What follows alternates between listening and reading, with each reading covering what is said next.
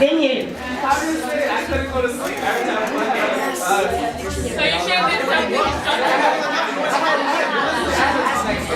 Come on, give me a strong one from the girls' side. A simple, strong one. Go ahead. Are we listening? Wait, I'm not ready for you. We'll wait. We'll wait. We'll wait.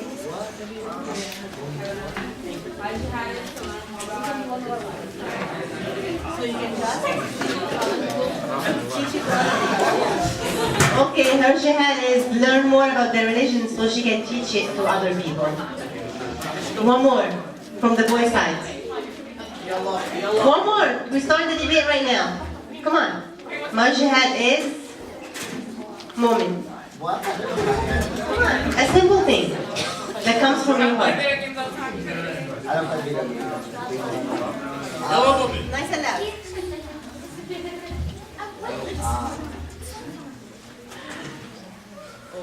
Love my mom more. Huh? Love my mom more. His jihad is to love his mom more.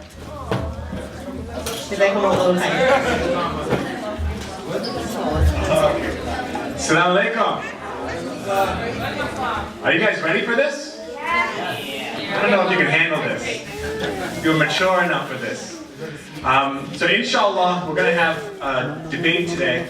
And this debate is going to be done in what's called the Oxford style of debating, which means prior to beginning the debate, everyone's going to be given a chance to vote on the motion, whether they agree or disagree with that motion. It's a private vote. No one's going to know exactly how you voted, but we'll collect those votes and they will be counted. At the end of the debate, you're going to be given another chance to cast your vote on the same exact motion. And the winner of the debate will be the side that was able to change the most minds. So it's not a popularity contest. It's not about which side gets the most total votes, but it's in the end which side was able to gain votes for their particular perspective. Now, that being said, it is a debate, and the subjects that we're dealing with are complicated and nuanced. For the simplicity of doing a debate and actually conducting it properly, we have, in some cases, simplified, or even you can say polarized, these debate questions. But inshallah, these questions, or these motions rather, encapsulate the spirit of many of the challenging issues that face young people and parents today. So, with that being said, we have our parent group, the wise elders of our community, and we have the young troublemakers. Is that what you guys call yourselves? We are who we are. We are who we are. Okay, very good. Very good. So, today's motion is, and pay attention, because you're going to have to vote on this, right? The motion is, Muslim young adults are capable of self-determination, or having their own free will over their futures, to choose their own college, their own friends, their own career, and their own spouse. So who's going to be collecting the votes? We have volunteers? Okay. Very good. So if you're in favor, right, if you agree that Muslim young adults are capable of self-determination, etc., then I want you to mark your vote yes. Yes, you agree with the motion. Don't show anyone where your vote is. Keep it to yourself. Now, if you believe that parents need to be involved in making these decisions and should play a large part in this decision-making process, then you should vote N. You do not agree with this motion. So please, everybody, cast your vote, keep it private, and then once they're collected, inshallah, we'll begin. Do you write your name on it? No, it's anonymous. Remember, you're not voting for young people or for parents. What you're voting on is this motion. Do you agree Muslim young adults are capable of self-determination? Or no, you believe that young people need the guidance of elders to make these important life decisions? Any questions about the debate structure before we begin? Do I need to sign these now? Yes. Just one of them, right? One vote per person. Alright. Can we get the vote? Alright guys, you don't need to fold it already.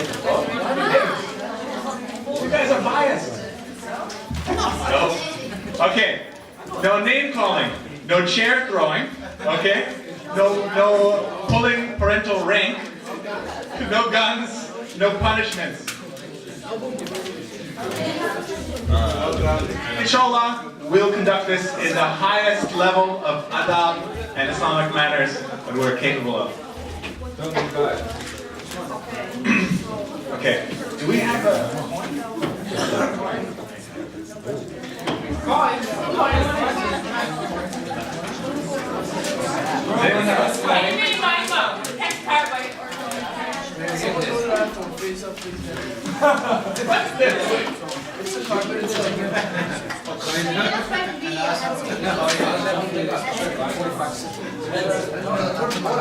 I'm not familiar with this system, brother. There we go, coin. Thank you. Okay. Heads or tails? Brother Ryan. You said though in the debates, doesn't the four group start first? You're disqualified. Just kidding. We're using a coin. Okay, heads or tails? Heads. Okay. Heads. Okay. So, from the parent side, the first motion, if you could bring it up. What do you want? Oh, that's right. So it's important when you're debating that you are debating the particular motion that we're talking about. So do your best to keep your comments relevant to the particular motion at hand. There are about 5 or 6 motions total. 7. Thank you, my wife. Very good at correcting me. Okay, a lot of practice. Next one? Okay. Motion number 1. Youth possess limited experience, a lack of wisdom, and very little foresight, and therefore they need to follow the guidance, instruction, and advice of their parents who just want the best for them. So, with that being said, deliberation. Okay, fine. You get a minute to think about it, and then decide who's going to be arguing from your side. Oh, that's up to you. Yeah, but we're being generous to get the others. Each side is equally afraid. Okay, we can start. Okay. Yeah, let me know when you're ready. Yeah, get ready. You're Okay, we can start then. Okay. Yes. Whenever you're ready. I don't think so we need this. Okay, Assalamu alaikum. So, first of all, thank you for having us here. The first sub-motion which says that youth possesses limited experience, a lack of wisdom, and a very little foresight, and therefore they need to follow the guidance, instruction, and advice of their parents, who just want the best for them. I strongly agree with this motion, and in support of this motion, I would like to say that we have to understand and we have to have a direct communication with our youthful kids, I would say, or young adult kids, when a very important decision has to be made. The reason is that we as parents have experience on our side, and we also understand that kids and youth have got less experience, of course, but at the same time somewhat their sentimentalism, their emotionalism is at the highest order in those years of their life when they have to make these kinds of decisions. Now, experience and foresight and the consequences of it is a very, very important part of making this kind of decision. If I let sometime my kid or my youthful adult son or daughter to make a decision based upon emotions and sentiments and lack of experience and without understanding the consequences of it, I would miss that there is a more probability that he or she may end up making a wrong decision. And the only thing that is missing is that unfortunately I am feeling that she is not able to see the consequences of it, which I think I might be in a better position to do it because of my age and my experience. Jazakallah. From the youth side? You were deliberating. 30 seconds. A minute. Come on, you said a minute. You're losing time.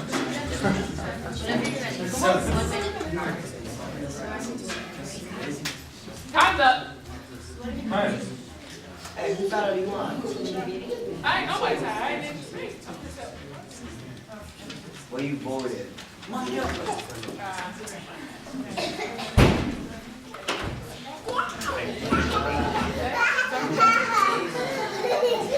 Okay, who do you have for yourself?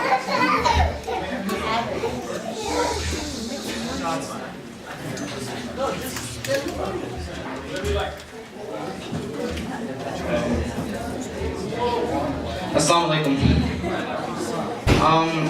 So I'd like to begin by saying that our parents have been one of the best and biggest influences on our lives, and everything I say now will have nothing in disrespect to them.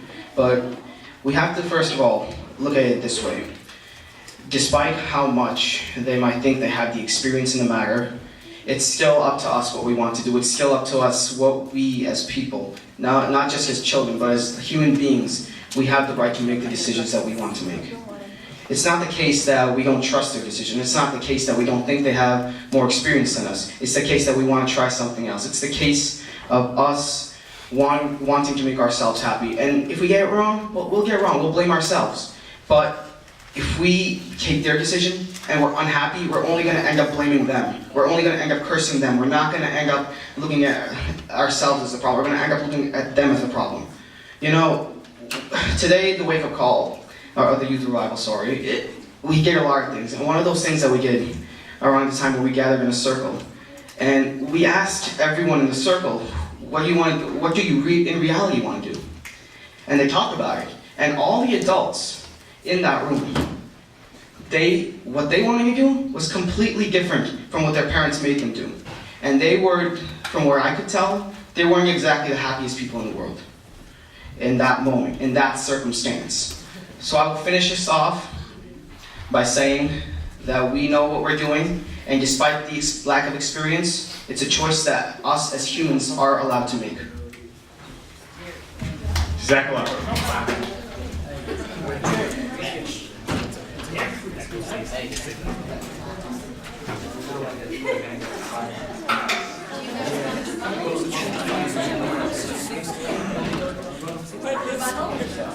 Okay, we have a rebuttal from the parents.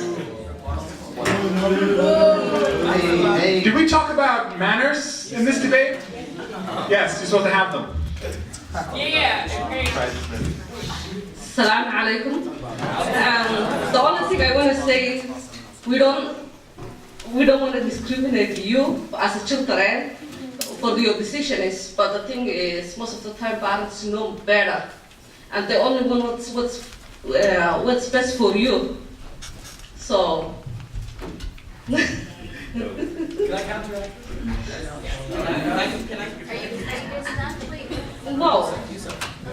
No, but you can still make your own decisions. But whenever your older parents give you a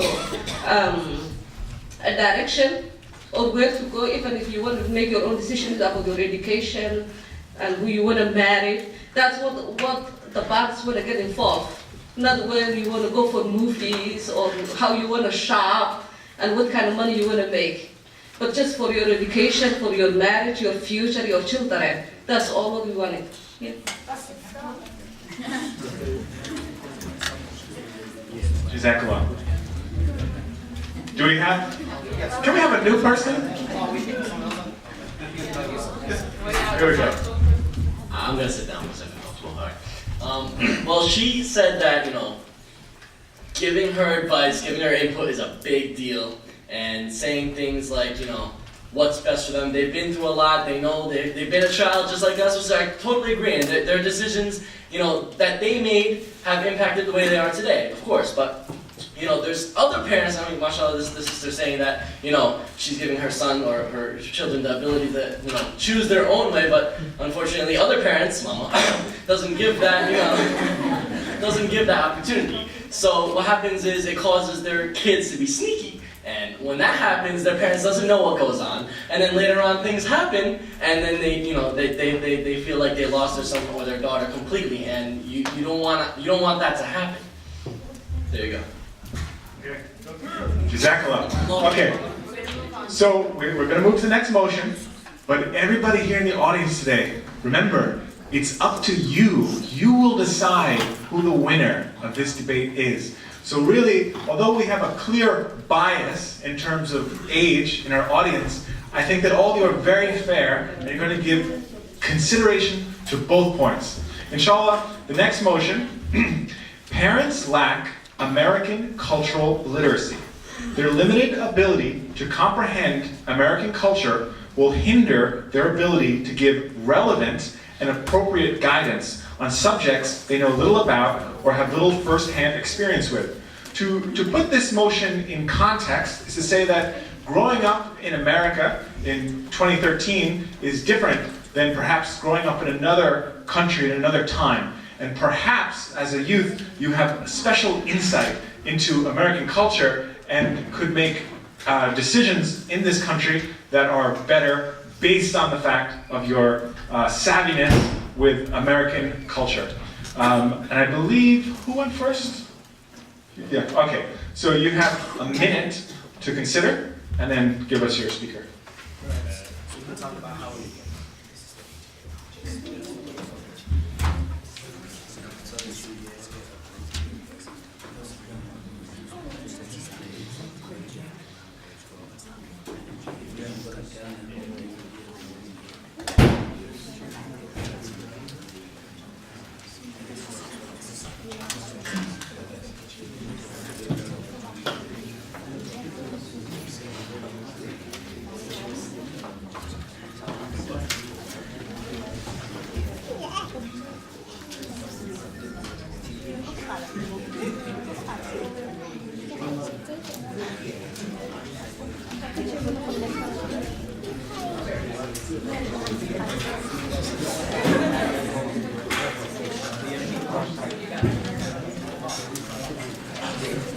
Okay, time's up.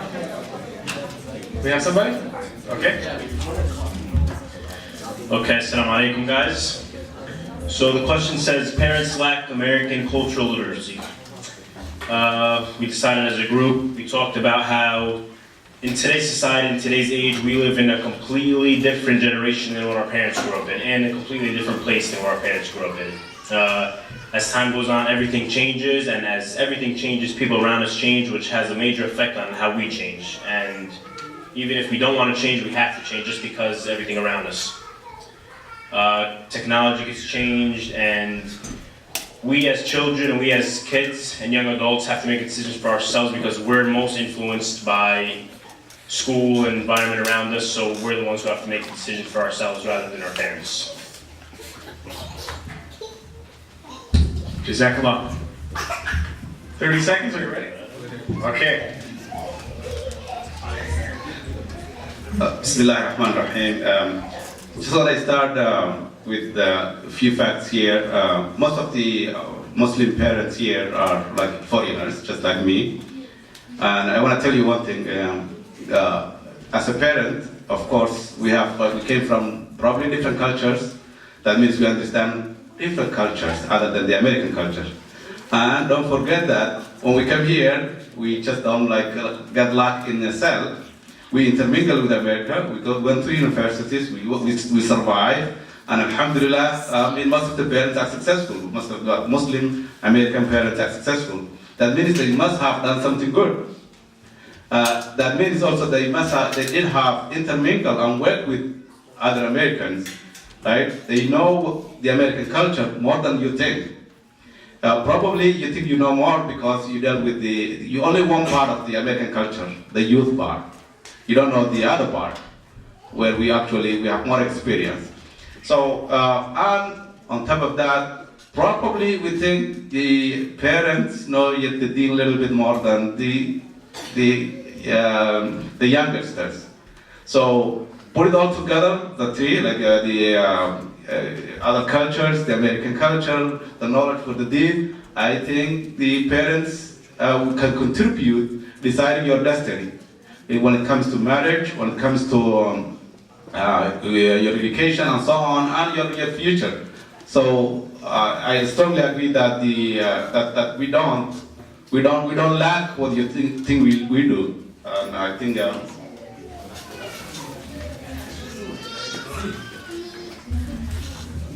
Assalamu alaikum.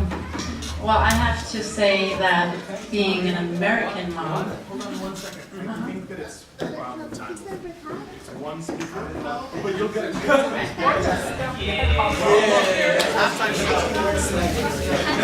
She wasn't here for the introduction, I don't think. So, will you respond? Yes, we will respond. You don't have to respond. I think it's in your best interest.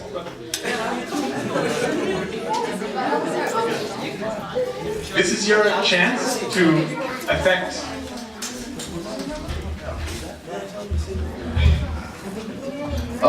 So they talked about like, well, first of all, assalamu alaikum.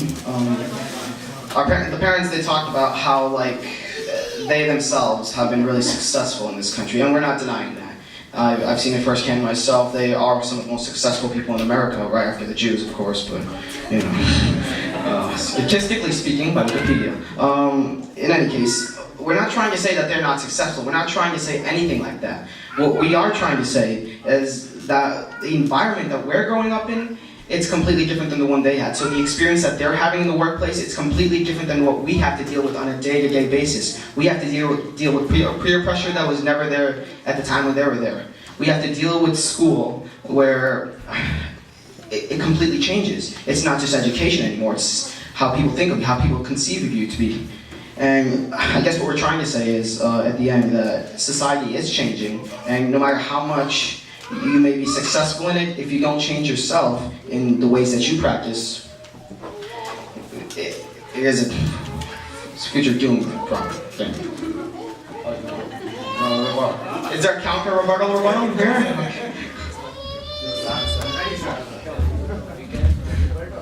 Absolutely. They were digging their own grave.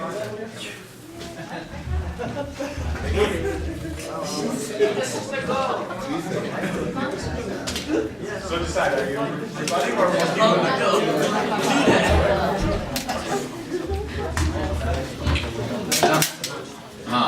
Now, this is the point actually I wanted to bring to everybody's attention, that as this young fellow just said, that we are going to the school and we understand what our issues are and all that stuff. And this is the point I want to hammer in, that unfortunately you have an experience of just the youth and the school, you know. You don't get the experience of life. When we tell you something and we want to give you some guidance and some direction, we are not just encircled with a few years of school and just the experience of school. We are talking to you what life has to present to you, how you better be prepared for the real life, not just the school environment. You might be well experienced in the school environment, but school's environment is not your life. It lasts for 5 years. The life goes on beyond school. And that's what parents are talking about when they're talking about the consequences in the future of your life. Jazakallah. We're gonna keep moving. Okay.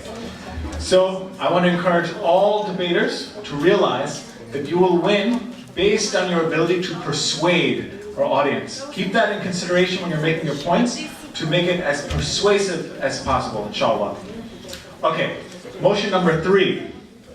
Friends and peers influence behaviors and beliefs. Muslim youth should not be allowed to take as their close friends atheists and homosexuals. Now, for the sake of this debate, I just want to emphasize that we're not promoting a particular ideology or stance, but that each motion was somewhat polarized to make it easier to debate it.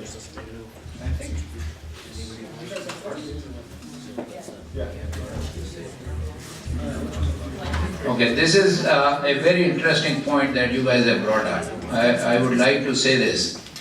I and we as parents would never want our kids to grow and to keep them isolated from the environment.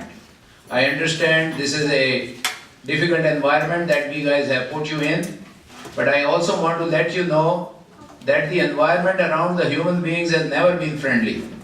As a doctor, I can tell you that we are constantly being attacked and invaded by millions and billions of bacteria and viruses and all that stuff. Alright, we still have to live in this. So we can't run away from this. So therefore, instead of isolation, we should consider immunizing you guys. We need to immunize our kids. And in order to immunize, it is very important that you have to keep yourself in relationship with atheists, non-Muslims, and all sorts. And the idea behind is that you must consider yourselves the ambassadors sent to this culture with a very, very special mission. You cannot be pulled back into a shell, because then you won't be able to perform your mission. And your mission is what? This is the key point all youth must understand. This debate will come to an end the day we realize what our ultimate goal is as Muslims, as young adults and as adults. And I tell you today, what our ultimate goal is to glorify the name of your Lord, the Great. Now once you understand that this is our goal, you cannot afford not to have a relationship, you cannot have a goal not to have any contact with the non-Muslims and the atheists. This is the point that we are growing you guys as good Muslims so that you can influence the society in a positive way. You are able to glorify the name of your Allah, glorify the name of Muhammad by your actions, not just by words but by actions. Jazakallah. 30 seconds, do you need it? Okay. Assalamualaikum. This friends and peers influence behaviors and beliefs Muslim youth should not be allowed to take as their close friends, atheists and homosexuals. Well, first of all, I'd like to start by saying that growing up Muslim, right way, you're taught right from wrong, and you know what you should do and what you shouldn't do, but Islam doesn't teach us to avoid different people. We live in a multicultural society. You will encounter different kinds of people, and sometimes being close to them is the only way, like for da'wah, like to teach them about your religion. And our religion doesn't say to stay away from the non-Muslims, because how else would we help them see the beauty of Islam if we're not close to them, you know what I mean? If we run away from them, like maybe you can change an atheist. I'm not like you can influence them. You like staying away from them. They'll never know about you. So that's not the right way. So like, well, I mean, homosexuals. I don't know if you can, but well, I don't know. Personally, I don't know anyone. Well, but you can, if they know about you and who you are, like last time I can like if you try your best. I mean, if you stay away from them, that's not gonna help. You need to be close and do your duty as a Muslim, which is not to run away from non-Muslims. We have to. We live in America. You meet atheists, Jews, Christians, everyone. So you have to know how to approach them and how to tell them what the right way is. And how would they know that if you're not even talking to them? Yeah. Thank you. Jazakallah. Will there be a rebuttal? Okay.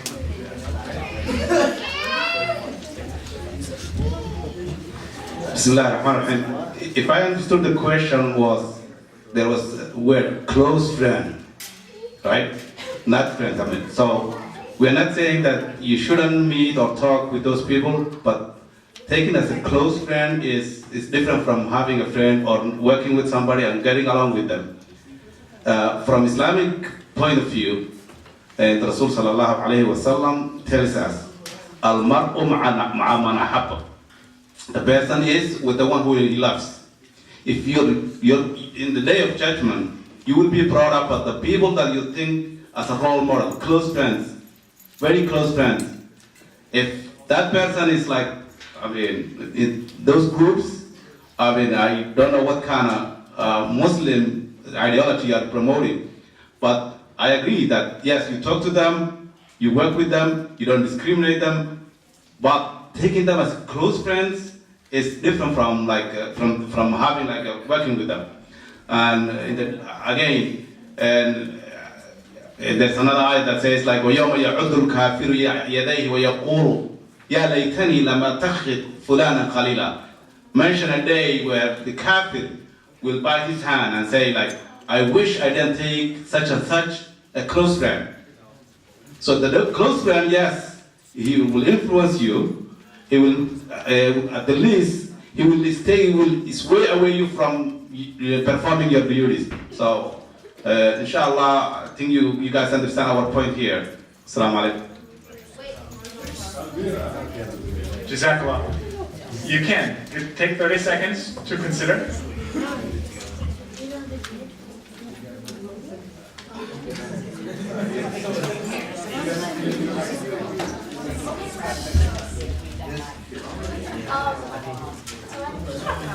Can we have a different person who spoke in this one?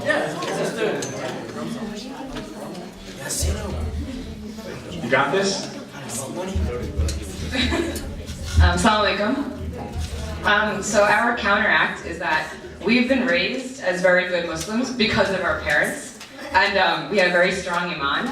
So we don't think being close friends with somebody who's an atheist or a homosexual would influence us in such ways because our iman is that strong. And being around them would also be another test Allah subhanahu wa ta'ala has put upon us to make sure that we have such a strong iman, that we wouldn't change because of these people. And that's all I got. Okay. We have a brief pause while we correct one technical issue, and we'll continue with the next motion. Can I say it on the record?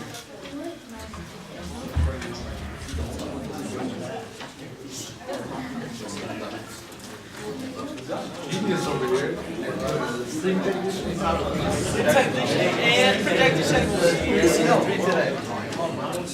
You know, they talk about well-rounded. And they talk about well-rounded. Not talking about well-rounded. I'll give you $1. I'll give you 5.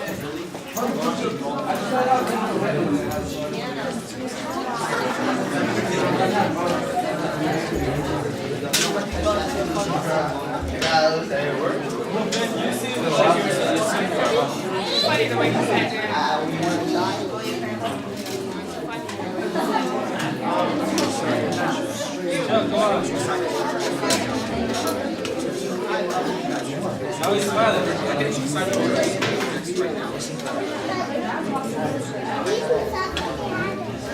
Okay, thank you for your patience. Sub-motion number 4. Are you ready? Assalamu alaikum. All right. Sub-motion number 4. It is necessary for Muslims to have a presence and leadership in American media, politics, scholarship, and the arts. Youth need to be encouraged to pursue careers that will advance Muslims in America, not just individual and family interests, i.e. becoming doctors and engineers or following their parents' footsteps. And I believe that's a youth. So take 1 minute, inshallah.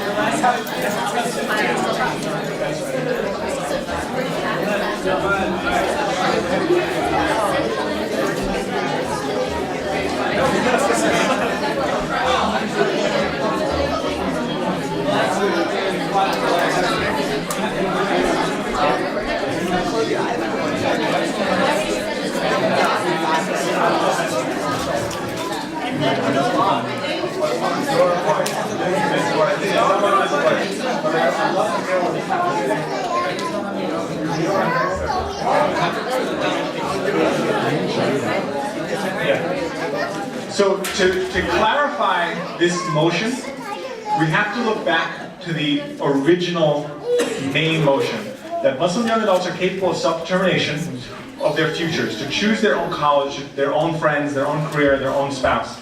So in this question, it's also about, should parents make that determination or strongly impact the career choice of their children?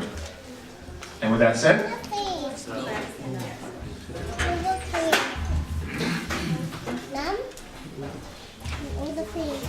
Assalamu alaikum.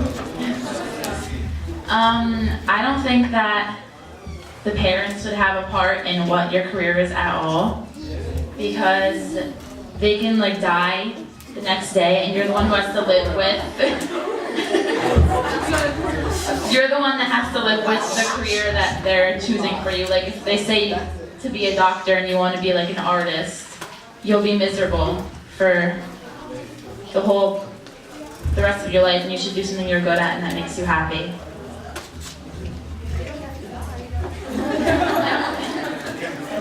Jazakallah.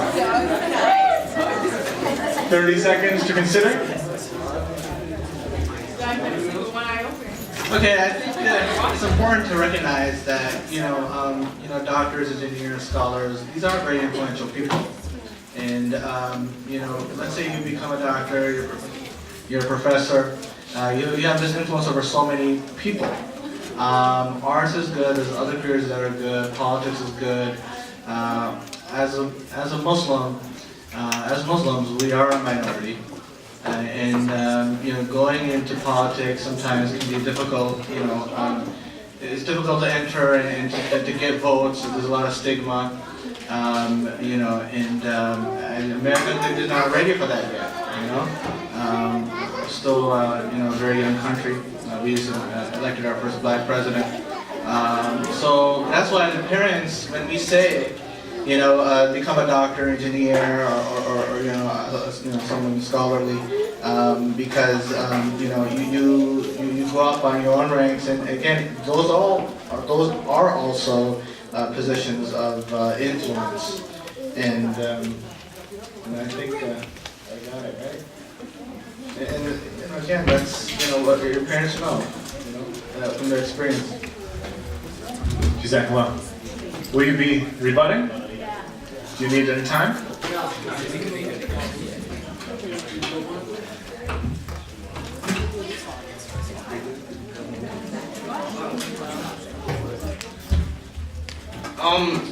Assalamu alaikum. So in order to counter this, I like to share my own personal story on this matter itself.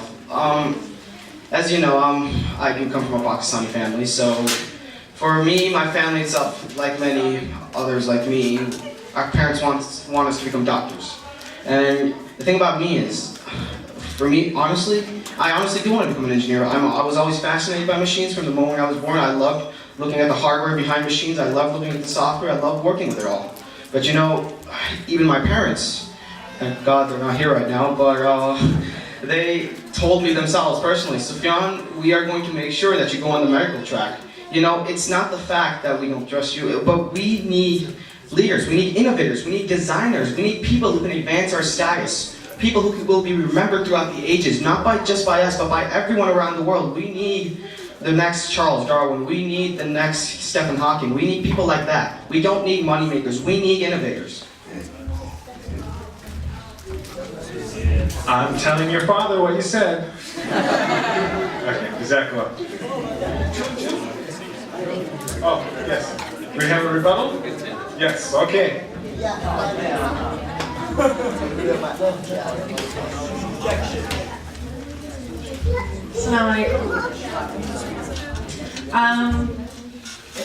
I agree, but again, parents do know what's best for the kids, because, for example, one of the young ladies there said, "Oh, if I want to become an artist." Well, that might be fun for you and might sound exciting, and it might be something that you like to do, but is it going to make you a living that you can live off of when you grow up. And yeah, if your parents were to die tomorrow, is that the right decision that you made?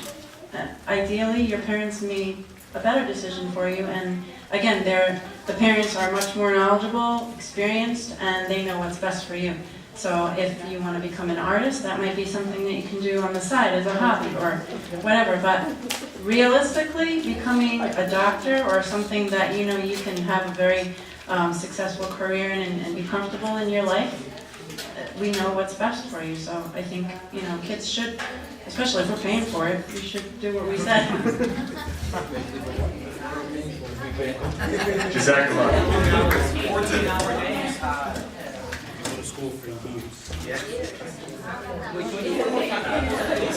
No. These kids, they want us to bend the rules for them. My God. Okay, motion number 5. Parents are keenly aware of societal predators, challenges, and dangers in the world that carefree youth are not cognizant of. Parents need to monitor teenagers for their own good. They need to keep constant tabs on them, their online activities, their friends, and where they are when not at home. No, it is the kid's turn first. Okay, are you ready for this? Are you sure? Okay. Alright, first I'd like to add that your parents, I mean, I'm 18 years old. So my mom had 18 years to raise me in the way that she wanted me to be when I grew up. She had 18 years to tell me what's right and wrong. She had 18 years to influence me on how she wants me to be and how she wants me to grow up and act. So I figure I'm old enough to know and make my own decisions. And you know, it's now at the age where I feel like it's between me and Allah subhanahu wa ta'ala, not me and my parents and then Allah subhanahu wa ta'ala. When I was younger, yes. I mean, I'm still young, but when I was younger, yes. It's my parents have a very big influence because they have to raise me the way they want me to raise. You know, and if something turns out that, you know, they want to monitor my online activities, well, that's not very fair because they had all this time and all these chances to raise me the way I wanted to be raised, or they wanted me to be raised. So now you go turn around and now they're telling you, well, you're 18 years old, but you still have to be, you know, I'm still your mother, I'm still your father, you still have to listen to me. Yes, we do have to listen to you, but you do realize that when you turn around and tell your kids that you want every single way your way, or the highway, your kids are going to wind up taking the highway any single chance they get. Ultimatum number 2. Very good, sir. Okay, do you want some time? No? All right.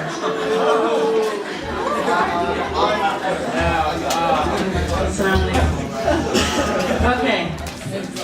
I have to admit, I'm the mom that's always hiding in the bushes. But, as far as online activity goes, this is a new world for parents. This is a new thing for teenagers too. It's like we're all kind of learning at the same time, because there was no online activities and Facebooks and things like that when I was a teenager. So growing up, you know, without all that stuff and watching my kids go right into it is scary, because we as parents, we're learning about all this stuff, and there's a lot of things on TV that you see. You know, the teenagers are talking to people on the internet that they don't know, and then there's child predators out there, and it happens to the most innocent people. So how can you blame parents for wanting to know everything that's going on in your life? We need to know who you're talking to. We need to know what you're doing on the internet. Yeah, we might raise you to be 18 years old, but there's still things out there that can hurt you. And the only thing is, parents need to continue to watch their children and their activities as long as they are living under your roof, so that we can continue to protect you, because no matter what age you are, things can still happen, and again, we're still learning this whole technological phase. Exactly. Would you like to rebut? Yes. Do you need some time? No. No. Okay, so our rebuttal is that parents would not need to know every single aspect of our lives if there was open lines of communication, which I can't make a huge generalization about this, but in most households, in our type of families, there aren't open lines of communication. parents and children are not usually sharing exactly everything because it's not as easy as it seems to tell your parents everything when they want to know everything. If they were a bit more, how you say, if they were a bit more open-minded about this new culture and not as determined to control everything, then I feel as children would be able to share more. And how else would we be ready for the future if we cannot experience anything on our own? Jazakallah. Yes, sir.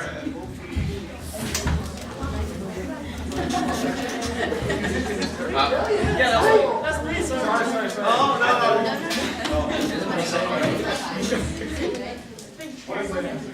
no. They're calories. So they get one more.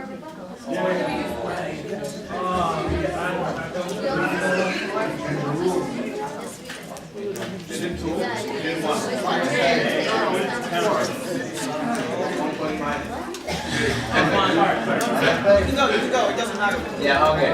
So I agree to a certain extent that there should be lines of communication that should be open between the parents and the children. In the same context, that's where we want to come from. When this mom is hiding in the bushes, that's what she's trying to do, to keep the lines of communication open in case you guys just back up and run somewhere else. And the idea behind keeping those lines of communication open is your well-being, your safety and security, and a constant guidance that we ought to continue to provide you, again based upon the experience and the thought that you may not understand the consequences of making, let's say, certain friends, talking to certain people, talking to them on certain subjects, etc., etc. And the reverse is also very important. It is for your own good, meaning the good of the youth, that those lines of communications are open, that you know that somebody is on my back watching me, not in terms of watching you, what you are doing, and don't take it as a insult, but watching you for your support. That in case you get off track, there is somebody, my father, my mother, who is your best friend. And that's another point all the youth must know. In your whole life, till the day you're gonna die, there's not gonna be a better friend for you than your mother, and your mother, and your mother, and then your father. And everybody else comes fifth. So understand this, when they are on your back, they are your support. They are not your policemen just trying to haunt you out from doing whatever you are doing.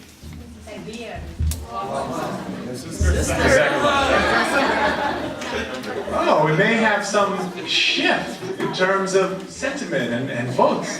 She's a parent. I like parents. I'm a parent. Oh, the truth comes out. So, before we continue, I just want to thank everybody, because as I was listening to what you were saying, I was reflecting upon how unique this forum is and how rare it is. Did you ever have such a forum with your parents? No, right? You got a beating for that. You even asking. I mean, I'm just half joking. So, no, as much as people may feel there's a gap in terms of feelings and sentiments, it's mashallah, it's really wonderful that this center is providing a forum to have this discussion, and I think that people are able to better understand each other. Now, where are we at? Okay, counter rebuttal. Yeah, that. 1, 2, 1, 2. No, we started. They started. Okay, next point. We're gonna keep going. Yeah. You guys can't keep up with it. Okay, sub-motion number 6. Parents do not understand the discrimination, stereotypes, and identity issues Muslim youth face growing up in post-9/11 America.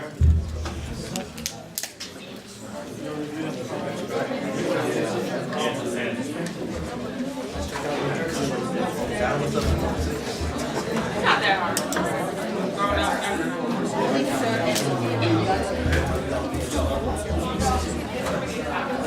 Assalamu alaikum. I just want to say very quickly that parents, most of the parents, not all of them, but most of them are immigrants. So they were here before 9/11, most of them, of course. And of course, when we come to new culture, we have to adapt, as we said before. And adapting to new culture comes with some discrimination, some hurdles.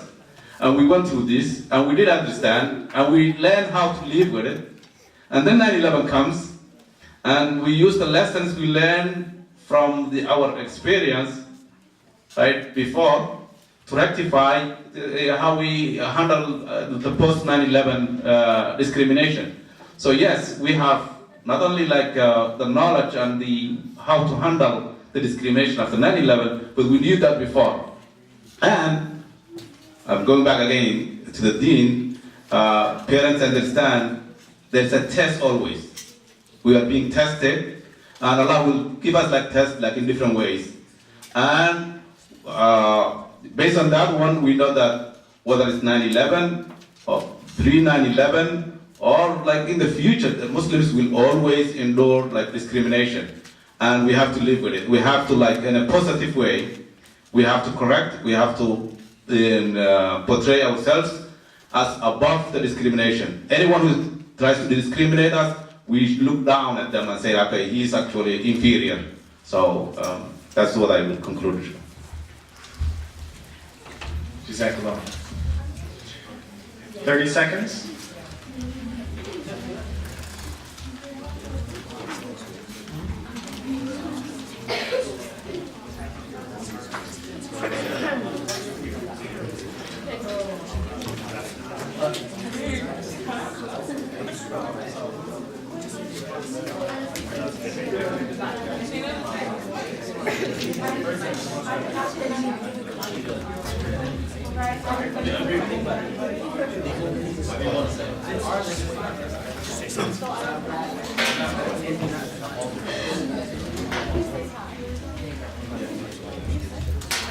First of all, we go to school every day with ignorant youth. Like, people in school aren't as educated about Islam and stuff. Well, they don't know much with the adults you deal with every day.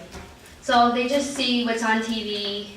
Oh, the buildings fell, terrorists. So in school, personally, me, people, oh, you're Muslim, oh, you wear hijab. Do you know anyone from Al-Qaeda? No, I don't even know. Like, they ask stupid, like, children don't know. That's why we have to deal with people who know nothing. Like, some do, but most don't know anything. So basically, you're encountering kids, they don't know anything, so they just tell you what they hear from their parents, from TV. Like, yeah.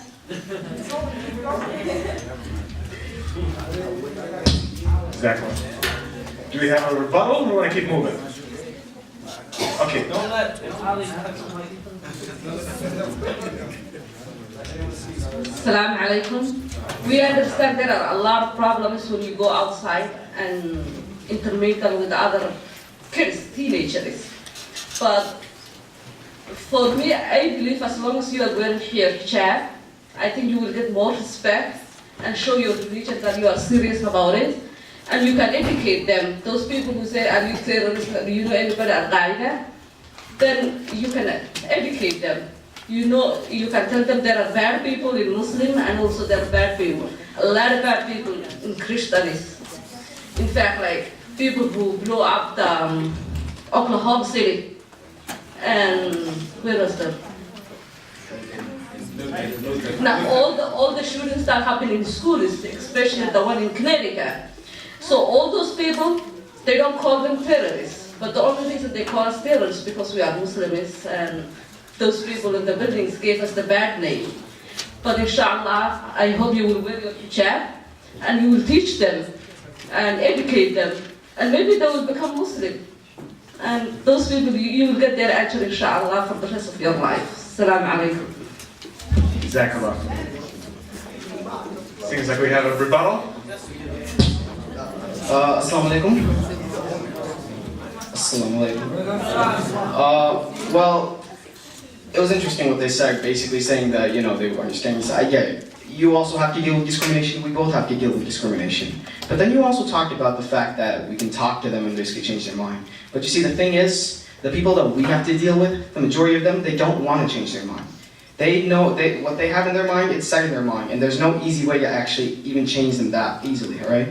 And another thing, you talked about the fact that just having a hijab and all that, well, it's when you feel a connection to Allah, but we're not talking about adults here, we're talking about children. And I don't just mean me, I mean children who, younger than 10 years old, they don't take it that easily.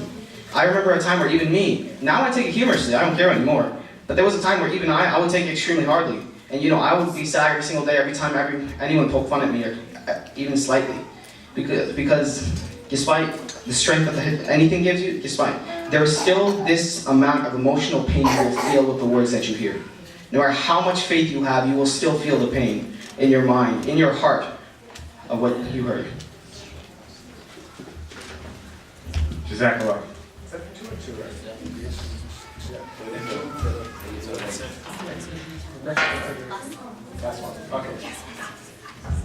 Okay, now the one that everybody's been waiting for.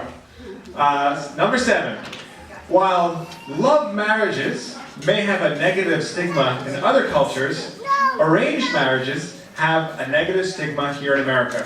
Love should be the main deciding factor when an individual takes a spouse. You guys ready for this? The girls are.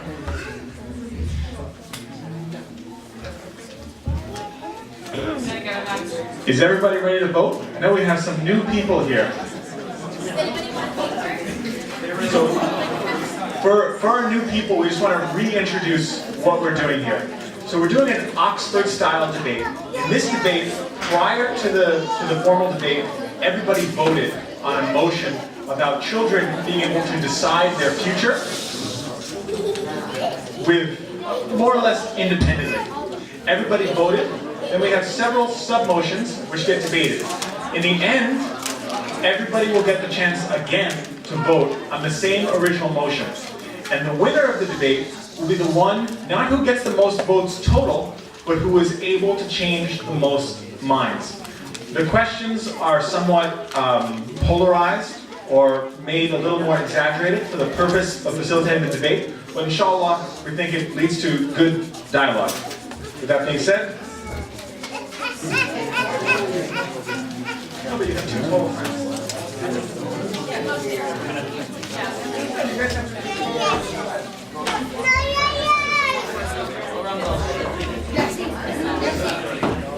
Alright, so we know this topic is very controversial in households.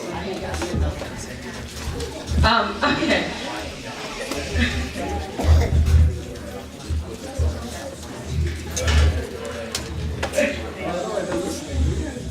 Okay, thank you.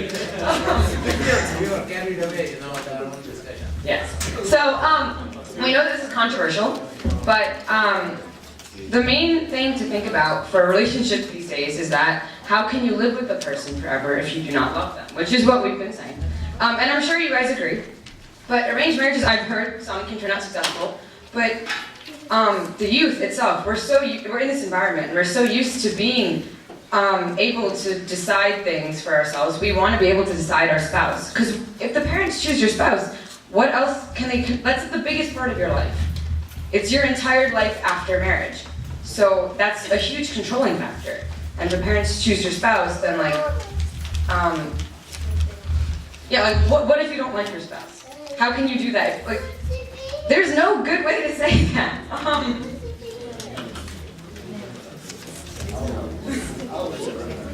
Alright. okay, Jazakallah. Now, one second. Just the spirit of every one of these is not about absolute determination, but that parents would be a strong guide and have a very impactful